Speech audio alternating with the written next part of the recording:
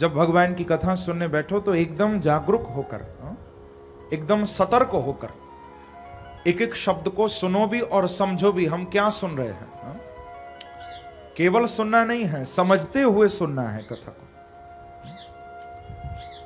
क्योंकि हमारे ब्रज में तो एक कहावत है, एक होती है कथा और एक होती है पल्लो झाड़ कथा। कथा तो खूब सुनी, कभी पल्लो झाड़ कथा सुनी आपने? पल्लो झाड़ कथा क्या है? कभी देखना, विचार करना, गौर करना। अनेक जगह देखने को मिलता है। लोग कथा में जब आते हैं, सुंदर सुंदर चद्दर बिछी है, कालीन बिछे हैं, बड़े आराम से कथा में बैठते हैं। लेकिन जब कथा से उठते हैं तो उठने के बाद कपड़े जरूर झाड़ते हैं श्रोता। चाहे कितना भी सुंदर चद्दर बिछी हो, कितना भी सुंदर कालीन बिछा हो, लेकिन कथा सुनकर जब उठते हैं तो कपड़े जरूर झाड़ते हैं। अनेक बार ऐसा देखने को मिला। तो मन में एक ही बात उठी कि शायद श्रोता सोचते होंगे कि महाराज की कथा ने हमको यहां 4 घंटे बिठा कर रखा, अब कहीं ऐसा ना हो कि इनकी कथा हमारे पीछे लगी लगी हमारे घर तक ना पहुंच जाए, तो यहीं ली और यहीं छोड़ चलो। बोलो श्री वृंदावन बिहारी की जय। कथा कहीं घर ना पहुंच जाए तो जहां कथा सुनी वहीं छोड़ के जाओ। कथा का घर में कोई काम नहीं है। इसको कहते हैं पल्लो झाड़ कथा। नहीं, आप लोग ऐसी कथा मत सुनना। वास्तव में बंधुओं, कथा तो वो है जो हम ऐसा नियम बनाएं कथा में कि आज यदि कथा सुनने आए हैं तो कथा से कम एक अच्छी बात तो आज घर लेकर जाएंगे। यदि रोज एक अच्छी बात भी आप यहां से अपने घर लेकर गए तो मैं समझूंगा कि मेरा भीलवाड़ा आना सार्थक हो गया। प्रेम से कहो श्री राधे। ऐसा नियम कम से कम बनाना, ज्यादा नहीं। एक अच्छी बात रोज अपने घर लेकर जाना, कुछ ना कुछ सीख कर जाओ। क्योंकि आप कथा में कुछ देने नहीं आए हो, मैं आपसे लेने के लिए नहीं बैठा हूं। आप स्वयं यहां कथा में कुछ प्राप्त करने के लिए आए हो। ये व्यासपीठ जो है, ये मांगने की गद्दी नहीं है, ये देने की गद्दी है। आप रोज कोई ना कोई अच्छी बात जरूर यहां से लेकर जाना। लेकिन ध्यान पूर्वक हम कथा में बैठे, भाव से हम कथा को सुने। क्योंकि देखो, श्रोता भी 3 प्रकार के होते हैं। एक तो होते हैं श्रोता, दूसरे होते हैं सरोता, और तीसरे होते हैं सोता। तीनों में अंतर भी है। श्रोता कौन है? श्रोता तो वो है जो मन लगाकर ठीक प्रकार से कथा को सुने हैं, एक एक शब्द को सुने, हम क्या सुन रहे हैं, विचार पूर्वक जो कथा सुने, वो है श्रोता। और दूसरे हैं सरोता। सरोता कौन? आपने देखा होगा, पान वाले जिससे सुपारी काटते हैं ना, उसको कहते हैं सरोता। यानी जिसको कथा में बैठने के बाद कथा सुनने से कोई मतलब नहीं है, जिसको कथा में बैठकर भी घर की याद आती है, जो घर की ही बातें कथा में करता है, वो है सरोता। क्योंकि यहां तो सत्संग हो ही रहा है, लेकिन बीच बीच में श्रोता लोग अपना मिनी सत्संग भी शुरू कर देते हैं। घर की बाहर की बातें शुरू हो जाती, उसको कहते हैं सरोता। और कुछ नहीं तो बस बैठे बैठे पंडाल ही देख रहे हैं, व्यासपीठ को ही निहार रहे हैं, व्यास जी कैसे लग रहे हैं, मंच कैसा बना है, सुनने से कोई मतलब नहीं, यही देखने में लगे हुए, वो है सरोता। लेकिन भैया तीसरे हैं सोता। अब उनकी महिमा तो मैं क्या बताऊं आपको। बोले घर में नींद आती नहीं है, घर में बच्चे सोने नहीं देते, बच्चे दिन भर हल्ला करते हैं, नींद की गोलियां भी लेनी पड़ती है, फिर भी नींद नहीं आती, तो चलो भगवान की कथा में। बैठे बैठे कोने में आराम से सोएंगे, कोई जगाने वाला नहीं है। प्रेम से कहो श्री राधा। देखो, हमारे पहले जब ब्रज के गांव में कथा हुआ करती थी तो पुराना एक नियम था। जब व्यास जी कथा सुनाया करते थे तो श्रोता बीच बीच में कहा करते थे बार बार कि सत्य वचन महाराज। क्या कहते थे? सत्य वचन महाराज। यानी जो व्यास जी सुना रहे हैं वो सब बिल्कुल सत्य है, बिल्कुल सच्चा है। बार बार बोला करते थे सत्य वचन महाराज, सत्य वचन महाराज। तो एक पंडित जी किसी गांव में कथा सुना रहे थे। अब उन्होंने सोचा कि ये श्रोता लोग सोच समझकर सत्यवचन महाराज बोलते हैं या बिना सोचे समझे बोलते हैं, थोड़ा इनकी परीक्षा कर लूं। तो अब पंडित जी ने कथा तो बंद कर दी, व्यथा सुनाना शुरू कर दिया।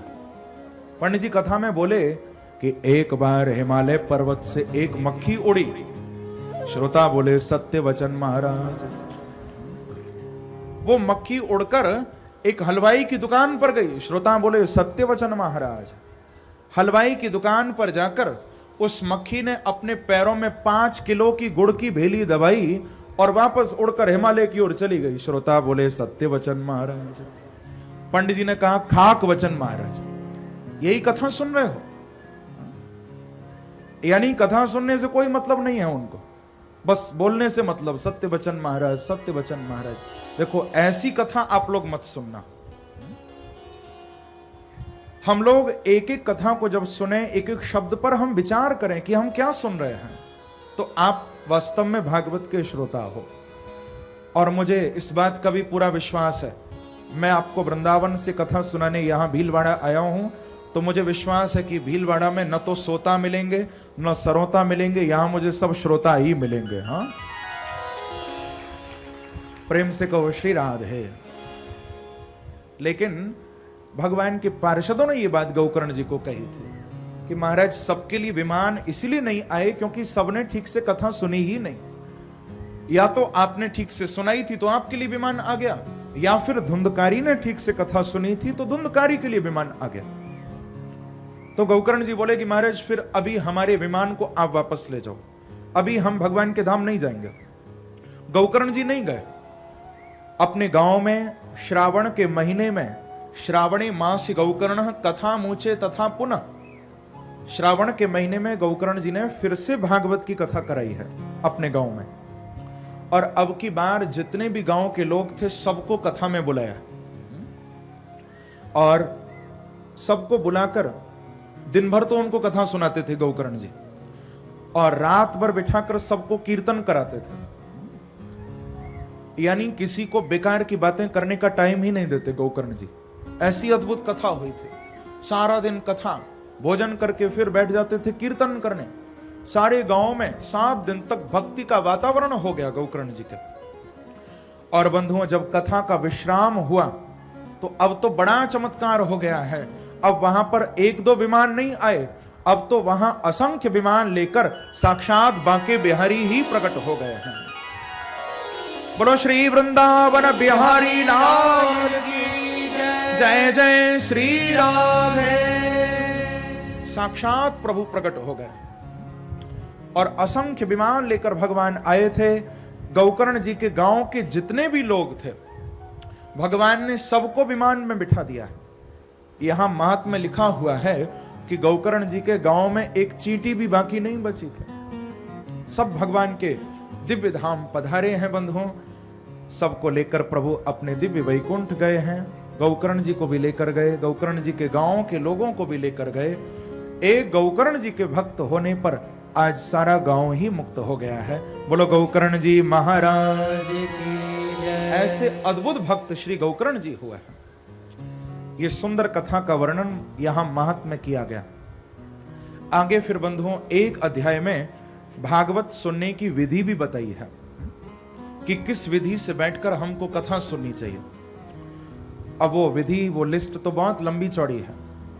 यदि भागवत सुनने की पूरी विधि में आपको बताऊं तो कल सारा पंडाल खाली ही मिलेगा। प्रेम से कहो श्री राधे। क्योंकि विधि बड़ी लंबी चौड़ी है। तो देखो, अब तो कलिकाल चल रहा है, बड़े बड़े नियमों का पालन हम कर नहीं सकते हैं, लेकिन एक नियम हम सबको जरूर लेना चाहिए। यहां पर रोज ठीक 4 बजे से कथा का शुभारंभ होगा।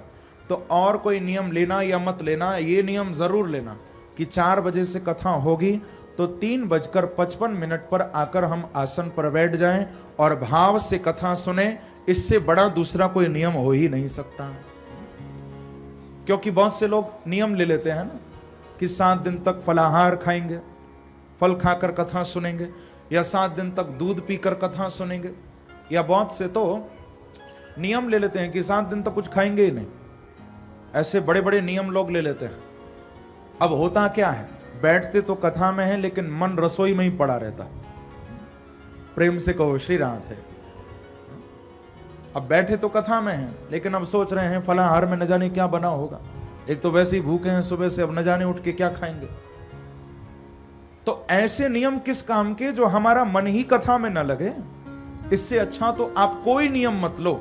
सबसे बड़ा एक ही नियम है कि 7 दिन तक बस समय से आकर हम कथा में उपस्थित हो जाएं, प्रेम से प्रभु की कथा सुने। और देखो, हो सके तो 7 दिन तक अपनी वाणी से किसी की निंदा मत करना, किसी की बुराई मत करना।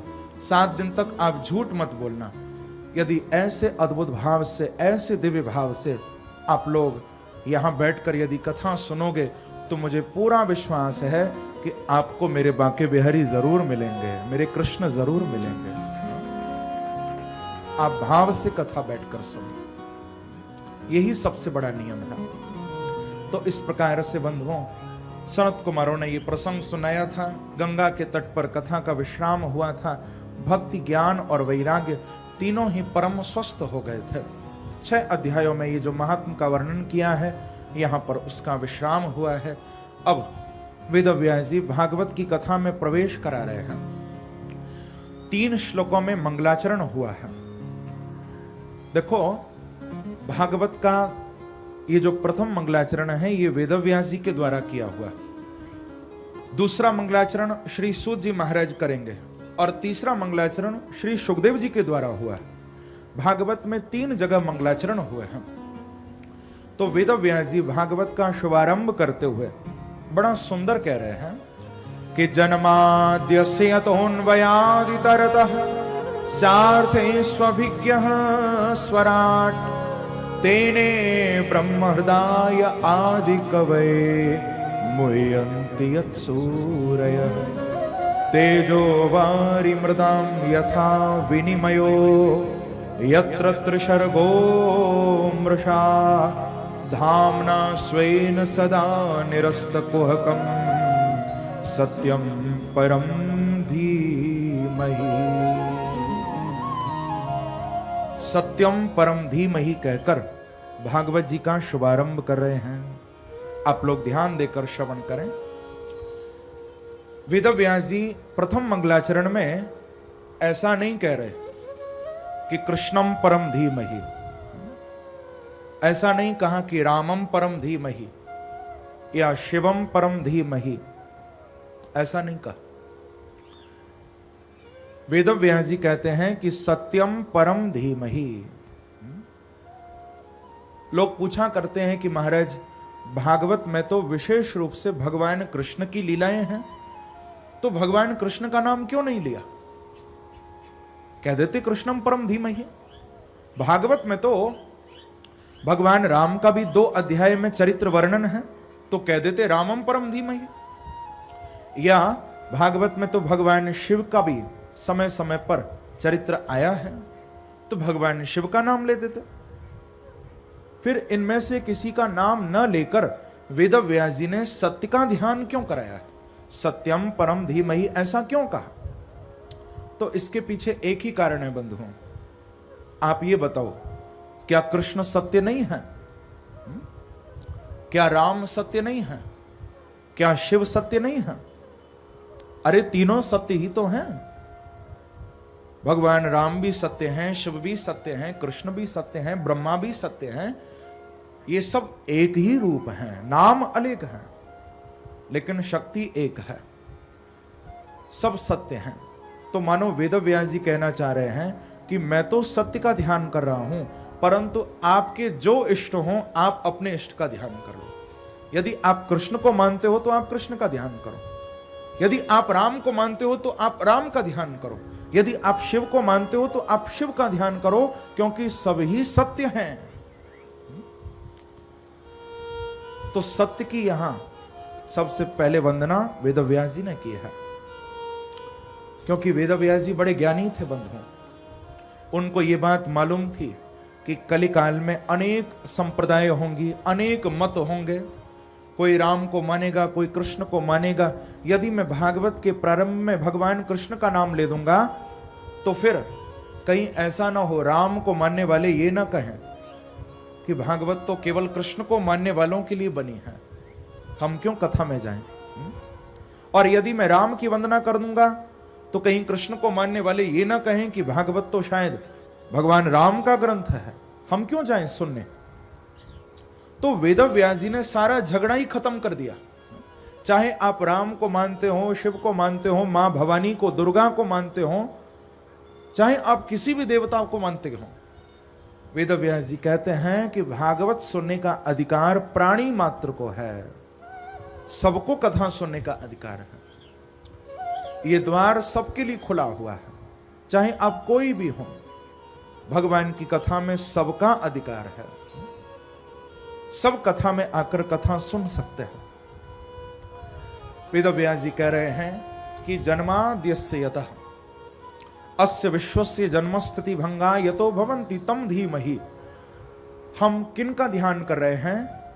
बोले जिन परमात्मा के द्वारा इस संसार की उत्पत्ति भी होती है, संसार का पालन भी होता है, और जो भगवान इस संसार को प्रलय की ओर भी ले जाते हैं। अन्वय और व्यतिरेक के द्वारा जिनकी प्रतीति और अप्रतीति होती है, प्रत्येक सत पदार्थ में जो अनुगत है, जिन भगवान को किसी के प्रकाश की आवश्यकता नहीं है, जो स्वराट है, स्वेनैव राजते इति स्वराट, जो अपने ही प्रकाश से परम प्रकाशित हो रहे हैं, जिन परमात्मा ने अपने संकल्प से ही श्री ब्रह्मा जी को वेदों का ज्ञान करा दिया, मोह्यन्ति सूर्य, जिन वेदों में बड़े बड़े विद्वान भी मोहित हो जाते हैं बंधुओं, ऐसे वेद भगवान ने संकल्प से ही ब्रह्मा जी को दे दिए थे, जिनकी माया के कारण हमको ये झूठा संसार भी सच्चा प्रतीत हो रहा है। ऐसे सत्य भगवान के चरणों में हम कोटि कोटि प्रणाम करें, उनका स्मरण करें। बोलो सत्य भगवान की जय। तो इस प्रथम श्लोक में उस सत्य की वंदना की है। आगे फिर वेदव्यास जी महाराज द्वितीय श्लोक में कहते हैं कि धर्मः प्रौज्झित कैतवोत्र परमो निर्मत्सराणाम शताम वेद्यम वास्तव मत्र वस्तु शिवदम तापत्रयोन्मूलनम श्रीमद्भागवते महामुनि कृते किंवा परैरीश्वर सद्यो हृदय वरुध्यतेत्र कृतभिः शुश्रूषुभिस्तत्क्षणात्। द्वितीय श्लोक में वर्णन कर रहे हैं कि भागवत को सुनने का अधिकारी कौन है। पहले तो बताया कि भागवत को सुनने का अधिकार सबको है, हाँ? कोई भी क्यों ना हो, सब कथा में आकर कथा सुन सकते हैं। लेकिन द्वितीय श्लोक में वेदव्यास जी कह रहे हैं कि नहीं नहीं, निर्मत्सराणाम शताम, ये भागवत जो है ये निर्मत्सर महापुरुषों का ग्रंथ है, जिनके अंदर मत्सरता नहीं है। थोड़ा ध्यान देना, सबको कथा सुनने का अधिकार है, लेकिन एक व्यक्ति को कथा सुनने का अधिकार नहीं है। कौन? बोले वो व्यक्ति जो दूसरे से ईर्ष्या करता है। आज ऐसे लोग समाज में बहुत देखे जाते हैं। ऐसे लोग आपको आज घर घर में मिल जाएंगे। कैसे? बोले जो अपने दुख से दुखी नहीं है, दूसरे के सुख से ज्यादा दुखी है। प्रेम से कहो श्री राधे। ऐसे लोग ज्यादा देखने को मिलेंगे आपको। अपने दुख से इतना दुखी नहीं है, सामने वाला ज्यादा सुखी कैसे हो गया, ये दुख अंदर खा रहा। बंधुओं, जिसके अंदर दूसरे का अहित करने की भावना है, जो व्यक्ति दूसरे का बुरा सोचता है, बोले उसको भागवत की कृपा नहीं मिलती है।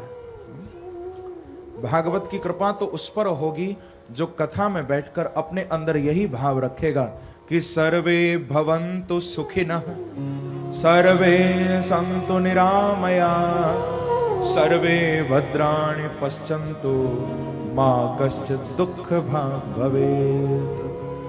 जिसके अंदर कथा में बैठकर ये भावना आएगी कि हे प्रभु, आप सबके जीवन में सबको सुख प्रदान करो, कोई संसार में दुखी न रहे।